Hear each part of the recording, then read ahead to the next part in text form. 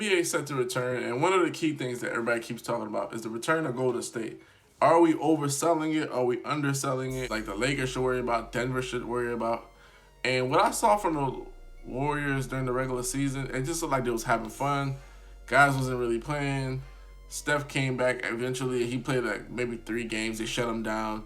Clay, of course, took the whole season off. Basically, they had like a little vacation. For players like the Golden State Warriors, this is the first time they really taken like a nice sabbatical where they could take a break from the game, walk away from the game, sleep, rest, don't have to worry about anything really. And that does something. Michael Jordan, he didn't play all the season straight. He retired one time and retired again. So him retiring, and I believe it was like a 1.5 year period, that regenerated him and refueled him for his vigor for the game.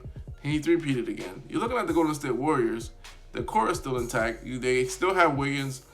They have Looney, who's a really good big man. You know, like he's really, really good. And then, you know what? Everybody's opting out of their contract for other teams. So who knows who they could bring in or assign in trade and things of that nature. They're dangerous. They're very dangerous, and they are something not to be taken lightly. Now, can they beat the Lakers is yet to be seen, because part of the reason I say is they're not in full basketball shape. So let's just say they do get to the Western Conference Finals.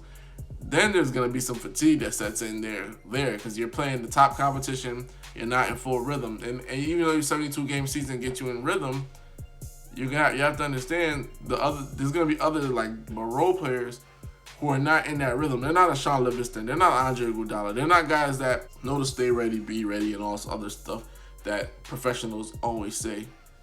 Hence, this is something to keep in mind for the Warriors. So, like, while they're a dangerous team, I don't want people to set their sights too high, because we don't know how Clay's going to come off the ACL. Even though, by all accounts, ACL surgery, you come back pretty much 90 to 95% better. Like, with the dynamics and everything that they're studying and the way players take care of themselves, they come back really good.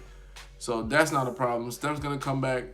Now, Draymond's going to come back as well. They're going to be regenerated. The one thing is the pieces, because if they decide to play a boxing one again against the Warriors or try to keep the ball out of their hands, it's those little playmakers like Andre Iguodala, Sean Livingston that make good plays. Where's that going to come from now? And Wiggins could be one of those guys if he has something to prove. He has a chip on his shoulder. But that's one of the key things. It's not your first option, your second option. It's that third option, that fourth option. And one of the things about the Warriors, even before Kevin Durant and after Kevin Durant, you got Steph bottled up. Oh, Clay's getting off. Oh, Clay's getting off. Now, oh, Draymond's getting off. Triple-double machine. Oh, you got Draymond bottled. Oh, Andre Iguodala's getting off. And that reopens the floodgates for Steph to get off. So it's that progression. So with the Warriors, I fear that after Steph and Clay, Draymond's not an offensive threat. Who's going to be that guy? If you're relying on Wiggins, what has he shown you to prove the fact that this is a guy that I can trust to bring that to the table? Is Wiggins a guy that we can trust to be consistent at the table, to be that option? Hoops Junction, Hoops Meets Hooper. Like, comment, subscribe.